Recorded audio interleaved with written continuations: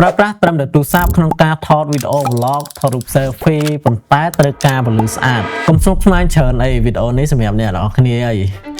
នេះជាភ្លើង Godox MA5R ដែលវាមានសមត្ថភាពពិសេសមួយចំនួនដែលខុសប្លែកពីភ្លើងដទៃ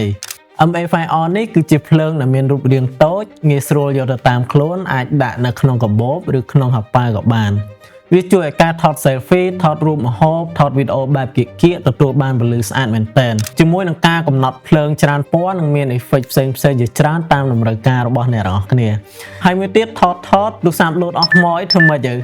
អូខេបាច់បារម្ភទេ MA5R នេះអាចធ្វើជា power bank សម្រាប់សាកថ្មទូរស័ព្ទបានទៀតឃើញទេឃើញលុយទេលុយត្រង់ហ្នឹង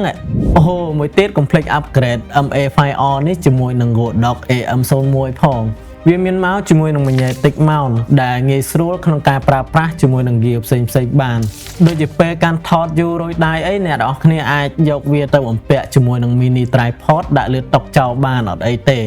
ការដែលពិសេសជាងនេះទៀតគឺវាអាចប្រើជាមួយនឹងកាមេរ៉ាបានទៀតលុយមែនតើហ្មងដែលគ្រាន់តែភ្ជាប់ជាមួយនឹង Cold Shoe adapter មកនៅលើក្បាលកាមេរ៉ាបែបនេះមកគឺប្រើបានហើយអញ្ចឹងសម្រាប់អ្នកដែលចង់សាកសួរព័ត៌មានបន្ថែមអីអាចឆាតចូល page បានជួបគ្នានៅវីដេអូក្រោយ